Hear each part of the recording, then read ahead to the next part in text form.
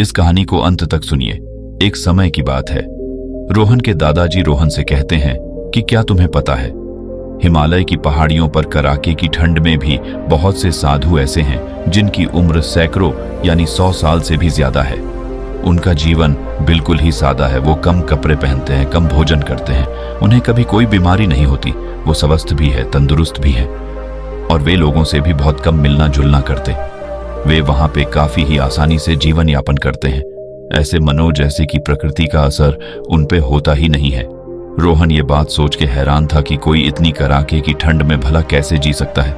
कुछ बात तो होगी, वो भी कम कपड़े पहन के जिंदा है, और एक हमें यहाँ पे जरा सी भी ठंडी गर्मी बर्दाश्त नहीं होता। आखिर ऐसा क्या रहस्य है उसके पीछे कि वो लोग 100 साल से ज्यादा अपने जीवन को यापन करते हैं और वे बीमार भी कभी नहीं पड़ते। उसने दादाजी से पूछा, क्या हम उनसे कभी मिल सकते हैं? दादाजी ने उसे समझाया और बोले, नहीं, उनसे मिलना किस्मत की बात है। वो सबसे नहीं मिलते, उनसे वही इंसान मिल सकता है जो मन के भाव, मन के सच्चे भाव से उनसे मिलने के लिए उन हिमालय की चोटी पर उन तक पहुंचने के प्रयास करता है। वो सबको दिखाई नहीं देते, वो अदृश्य रूप में होते हैं। उस रात रोहन को नींद नहीं आई। वो बस उन्हीं के बारे में सोचता रहा कि किसी न किसी दिन वो उनसे जरूर मिलेगा और सारी बातों का रहस्य उनसे पूछेगा कि आखिर इसके पीछे का क्या राज है। धीरे धीरे वक्त गुजरता रहा और समय बदलता गया। एक दिन ऐसा वक्त आ गया जब वह बड़ा हो चला था। उसने अपना ग्रेजुएशन कंप्लीट किया और बाद में इन चीजों में दिलचस्पी दिखाई। उसे कॉलेज का एक प्रोजेक्ट मिला। इस प्रोजेक्ट में उसे हिमालय पे स्टडी करनी थी। फिर क्या था, ऐसे मानो जैसे कि उसे इसी मौके की तलाश थी। उसने अपना बैग पैक किया और रास्ते के सामान जिसकी जरूरत थी सारी चीजें उसमें भर ली, जैसे कि टॉर्च, हेलमेट, सर्दी से बचने के लिए कुछ गर्म कपड़े और भी तरह तरह की चीजें जो जरूरत की थी उसने सब भर ली और अगले दिन जाने के लिए तैयार हो गया। उसे उस रात भी नींद नहीं आई क्योंकि अगली सुबह उसे हिमालय पर उन्हें ढूंढने के लिए जाना था। वो रास्ते में निकल तो पड़ा, लेकिन उसके मन में एक उम्मीद थी, एक आस थी कि वो किसी भी तरह से उनसे जरूर मिलेगा। उसे पता था कि ये सफर इतना आसान नहीं होने वाला था। वो चल पड़ा। धीरे धीरे जैसे ऊपर जाता रहा कड़ाके की ठंड और बढ़ती गई। उस ठंड में सांस लेना तो दूर, चलना भी बहुत मुश्किल था। अब वो आगे कैसे पहुंचे? ऐसे मानो जैसे कि वो हिम्मत हार जाएगा, लेकिन फिर भी उसने कोशिश करना नहीं छोड़ी। 2-3 दिन लगातार चलने के बाद अब वो थक गया। अब उस दिन सोचा कि उसे गुफा में आराम कर लेनी चाहिए। वो गुफा में आराम करने बैठ गया और उसने बैग में देखा तो कुछ खाने की चीज निकली। वो थोड़ा बहुत वहां पे कुछ खा के फिर प्लानिंग करने लगा कि फिर आगे उन्हें कहाँ ढूंढा जाए, क्योंकि दूर दूर तक ना कोई झोपड़ी, ना कोई कुटिया, ना कोई साधु, ना कोई महात्मा।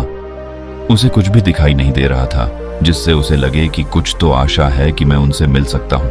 उसके पास 2 ऑप्शन थे, या तो लौटकर वापस घर चला जाए या तो उन्हें फिर ढूंढने की तलाश जारी रखे। ठंड इतनी ज्यादा थी कि हाथ पैर जम जाए, लेकिन फिर भी इतनी ठंड में उन्हें ढूंढना इतना आसान नहीं था।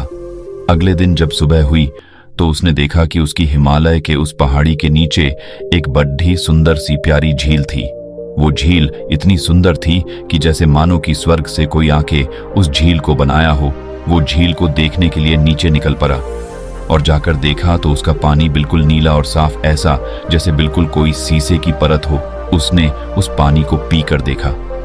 वो पानी इतना ठंडा और इतना मीठा कि उसे पी के मनो सारी बीमारी भाग जाए। उसकी सारी थकावट दूर हो गई और अब ऐसे मानो जैसे उसे थकावट ही ना हो।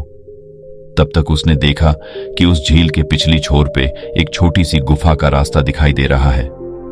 उसे समझ में नहीं आया कि आखिर यह भला क्या चीज है। उसने सोचा कि उसे करीब से जाकर देखना चाहिए। वो करीब से देखने के लिए निकल पड़ा।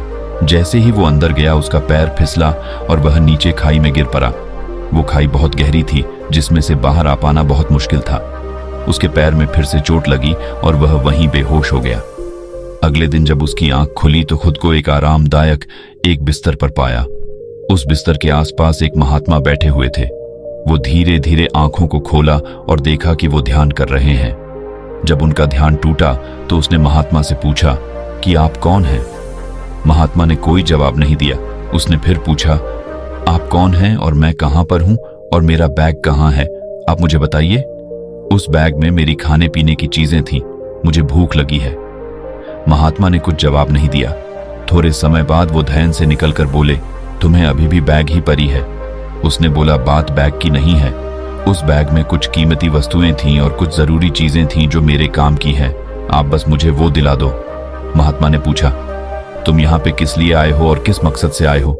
उसने कहा, मुझे मेरे दादाजी कहा करते थे कि यहाँ पे कुछ महात्मा रहते हैं जिनकी उम्र 100 साल से ज्यादा है। वो बहुत कम खाते पीते हैं और कपड़े भी पहनते हैं। यहाँ तो इतनी ठंडी है, मैं ये सोच के हैरान हूं कि यहाँ पर भला कोई कम कपड़े पहने कैसे जी सकता है। ये असंभव है, ऐसा हो ही नहीं सकता। महात्मा ने कहा, क्या मैं तुम्हें ज्यादा कपड़े पहने हुए दिखाई दे रहा हूं? उसने देखा, कहा, अरे नहीं, आपने तो कपड़े पहने ही नहीं है, आपने तो बस अपने तन को ढाका है। यह कैसा जादू है, यह कैसा चमत्कार है, आप मुझे बताइए। वो मुस्कुराए और बोले, तुम बहुत भोले हो, इसीलिए तुम्हें मुझसे मिलने का सौभाग्य प्राप्त हुआ है। तुम्हारा दिल बहुत साफ है, तुम चीजों को काफी जिज्ञासा के साथ देखते हो और सोचते हो, और यही तुम्हें कामयाबी के रास्ते पर लेकर जाएगी। महात्मा ने कहा, अभी तुम कहाँ पे थके हुए हो, ये लोग एक काढ़ा पियो। उस काढ़े में कुछ भी नहीं था, सिर्फ एक नॉर्मल सा पानी जिसे गर्म की गई थी। उसे पी के वो हैरान रह गया। बोला, इतना स्वादिष्ट, आखिर इसमें ऐसा क्या है? आपने इसमें क्या मिलाया है? उन्होंने बोला, इसमें कुछ भी मिला नहीं है, ये जैसे एक नॉर्मल पानी है। लेकिन उसको पीते ही उसके सारे पैरों के दर्द और सर की थकावट सब दूर हो गई, जैसे मानो चमत्कार सा हो गया। उसने बोला, ये कैसा जादू है, यहाँ का पानी भी इतना स्वादिष्ट और मीठा जिससे मेरी थकान दूर हो गई, और ये एक ऐसा काढ़ा है जिसको पी के मेरा सर दर्द और मेरे घुटने का दर्द सब थकावट दूर हो गई। महात्मा फिर मुस्कुराए और बोले, तुम कुछ ज्यादा ही जिज्ञासु हो। हर चीज को जानने के लिए तुम्हारे अंदर एक अलग ही खुशी है, और हर सवाल का जवाब पाने के लिए तुम कुछ ज्यादा ही जल्दी में हो। इसीलिए अब तुम यहां से चले जाओ। मुझे लगता है कि तुम्हें किसी भी चीज का जवाब देना सही नहीं है।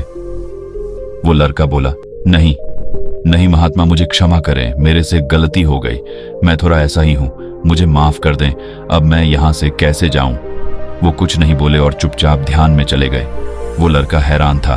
वो लड़का कहता रहा, अरे महात्मा, मेरी बात तो सुनिए, मेरे से गलती हो गई, बस आप मुझे मेरे सवालों का जवाब दे दीजिए और मैं चला जाऊंगा।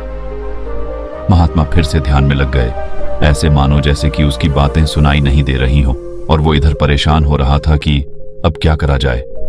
सुबह से शाम हो गई, लेकिन महात्मा जी अपनी आंखें नहीं खोली, और लड़का परेशान और दुखी हो गया कि अब क्या हो गया। मैंने महात्मा का दिल दुखा दिया, या मैंने उन्हें परेशान कर दिया? फिर वो अपने बैग की तलाश करने लगा। उसने देखा कि उसका बैग ऊपर टंगा हुआ है। वो बड्ढी मुश्किल से चढ़कर उसे उतारा। शाम होने वाली थी, लेकिन अभी भी वो महात्मा ध्यान से नहीं निकले। उसे लगा कि अब शायद उसे चलना चाहिए। महात्मा मेरी बातों से नाराज हुए। वह वापस जाने लगा, क्योंकि उसे सुबह तक नीचे भी पहुंचना था, क्योंकि उसे वहां पे बहुत ज्यादा ठंड लग रही थी। उसने महात्मा से अब काफी विनती करने के बाद भी महात्मा ने उसकी बातें नहीं सुनी, और वो ध्यान में लगे ही रहे। उसने आप सोचा कि अब उसे यहां से चलना ही चाहिए। फिर उसने अपने बैग को लिया और वहां से निकलने लगा। जैसे द्वार पहुंचा तो उसने देखा बहुत सारे साधु पानी में ध्यान मुद्रा किए हुए तपस्या कर रहे हैं, ऐसे मानो जैसे कि वो जम गए हैं। ये सारी चीजें देखे उसकी आंखें खुली की खुली रह गईं। वो हैरान था, यह कैसे हो सकता है? इतने ठंडे पानी में बिना कपड़ों के कोई कैसे तपस्या कर सकता है?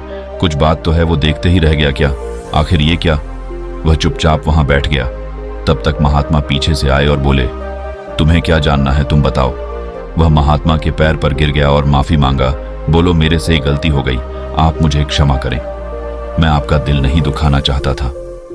महात्मा बोले, कोई बात नहीं, दरअसल ये तुम्हारे सब्र की परीक्षा थी कि तुम्हें तुम्हारे अंदर कितना सब्र है इन चीजों को जानने के लिए। वो बोले, आओ बैठो, मैं तुम्हें वो बातें बताता हूं जो बहुत कम लोग ही जानते हैं। उसने पूछा, आप मुझे बताइए, लंबे समय तक का जिंदा रहने का रहस्य क्या है और हमेशा स्वस्थ कैसे रहे? महात्मा ने कहा, तुम अभी बालक हो, नादान हो, लेकिन तुम्हारी जिज्ञासा ही तुम्हें सब कुछ सिखा देगी। क्या तुम्हें पता है, यहाँ पे जितने भी महात्मा लोग हैं सबकी उम्र 100 साल से ज्यादा है और सब बिल्कुल स्वस्थ हैं। उन्हें किसी भी तरह की कोई बीमारी नहीं है, जिसमें सबसे पहला और बड़ा वजह है यहाँ का माहौल। तुम शहर में रहते हो, मुझे पता है, वहां पे बहुत प्रदूषण है, अच्छा खान पान भी नहीं है और न ही सांस लेने के लिए शुद्ध हवा। इसीलिए जब शरीर को सही से उसका खाना नहीं मिलेगा तो फिर भला शरीर स्वस्थ कैसे रहेंगी। ये ठीक वैसे ही है जैसे तुम्हारे शहरों में गाड़ियों में अगर सही से इंजन जिनमें तेल ना हो और सही से गाड़ी की हालत ठीक ठाक ना हो तो तुम उसे रोड पे सही से नहीं चला सकते। ये शरीर भी एक मशीन है और इस मशीन को बेहतर रखना, शरीर की देखभाल करना हमारी जिम्मेदारी है। इंसान का शरीर 100 साल क्या इससे भी ज्यादा वर्ष तक जीवित रह सकता है अगर उसे वैसा माहौल मिल जाए तो।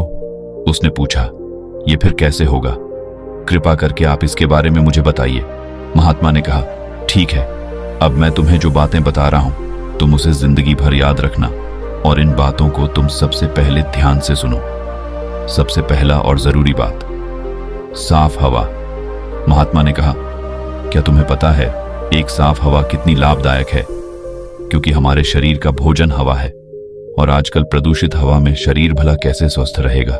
बंद कमरे जिनमें हवा आती जाती न हो और जब आपके शरीर को साफ हवा, साफ और शुद्ध हवा मिलेंगे ही नहीं तो फिर शरीर अपना भोजन मिलेगा ही नहीं, फिर शरीर कैसे स्वस्थ रहेंगे और तो फिर भला उसके जीवन लंबा कैसे चलेगा। इसीलिए साफ और शुद्ध हवा सबसे जरूरी है। इसीलिए कोशिश करो कि तुम्हारा जो कमरा है जिसमें तुम सोते हो, जिसमें तुम रहते हो, वो हवादार हो, उसमें शुद्ध हवा का आना जाना लगा रहता हो। अगर ऐसा नहीं हो सकता तो तुम उन कमरों पौधों को उसमें लगा सकते हो जो साफ हवा देते हो, क्योंकि ऑक्सीजन शरीर के लिए जीवनदायिनी है। लोगों ने शहरों में पैर काट दिए हैं। इतनी सारी गाड़ियां, इतना प्रदूषण के साफ हवा मिलना बहुत मुश्किल है, लेकिन छोटे पौधों को घर में होने से पूरा घर शुद्ध हवा से भरा रहेगा। दो सही खान पान। शहरों में आजकल पौष्टिक आहार कहाँ मिलते हैं? हर चीज में मिलावट, हर चीज में अशुद्ध। इससे शरीर भला कैसे स्वस्थ रहेगा? इसीलिए शरीर को स्वस्थ रखने के लिए तुम्हें पौष्टिक आहार खाने जरूरी है। बाहर के वो खाने जैसे फास्ट फूड उस शरीर को नुकसान पहुंचाते हैं और उसे शरीर कभी भी स्वस्थ नहीं रह सकता। जीना तो बहुत दूर की बात है। इसीलिए सही खान पान जीवन जीने के लिए जरूरी है। तुम प्राकृतिक चीजों को खा सकते हो जैसे कि फल, अनाज, दलिया, लेकिन आजकल तो दुख की बात ही है कि फलों में भी मिलावट, हर चीज में अशुद्धि। इससे भला शरीर पर असर क्यों नहीं पड़ेगा?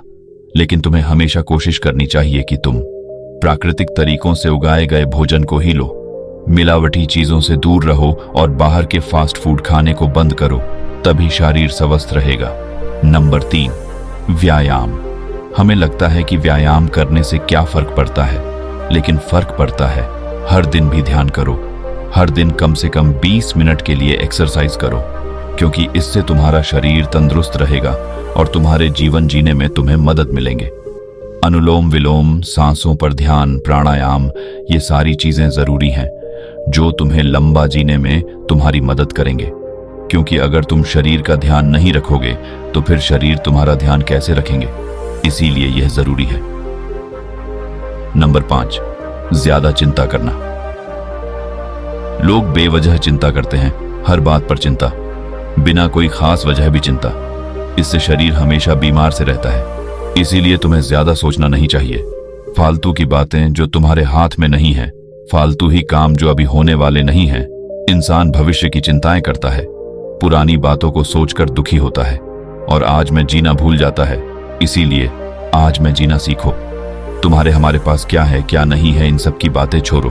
अभी तुम नौजवान हो इसलिए तुम मेहनत कर सकते हो, क्योंकि मेहनत करना तुम्हारे हाथ में है, लेकिन उसका फल तुम्हें समय आने पर ही मिलेगा। इसलिए ज्यादा चिंता मत करो और जिंदगी खुशी से जियो, क्योंकि जीवन खुशी से रहने का ही नाम है। तुम जितना ज्यादा खुद को चिंता मुक्त रखोगे तुम्हारे शरीर उतना ही स्वस्थ होगा। तुम 2 रोटी भी खाओगे तुम्हारे शरीर में लगेगा, और अगर तुम चिंता करोगे, फालतू की बातों सोचोगे, तो तुम कितनी भी तरह की चीजों क्यों ना खा लो, वो कभी भी तुम्हारे शरीर को फायदा नहीं पहुंचा सकती। इसलिए चिंता से बचो, क्योंकि चिंता इंसान को हमेशा बीमार करती है। तुम जितना कम चिंता करोगे तुम उतना ही जीवन को खुशहाल देख पाओगे। तुम जितना चीजों के बारे में कम सोचोगे तो मैं उतना ही जिंदगी आसान दिखाई देगी। इसीलिए इन बातों को हम जिंदगी में कभी मत भूलना। तब महात्मा ने अंत में कहा, जिंदगी में एक बात हमेशा याद रखना, देखो बात सिर्फ एक ही है, अच्छा माहौल, सही खान पान और शरीर की देखभाल और खुशहाल जीवन इंसान को लंबे समय तक जीने के लिए काफी है। सारी बातें सुन के उस नौजवान के जीवन में बहुत परिवर्तन आया और वह पूरी तरह से बदल गया। वो लड़का महात्मा का बहुत बहुत धन्यवाद कहा और वहां से चला गया। ये बाकी अगर ये कहानी आपको अच्छी लगी हो तो इस वीडियो को लाइक करें और ऐसी और कहानी सुनने के लिए डे इंस्पायर्ड यूट्यूब चैनल को सब्सक्राइब करें। तब तक मिलते हैं हम आपसे ऐसी ही एक और प्रेरणादायक कहानी के साथ अगले दिन। धन्यवाद।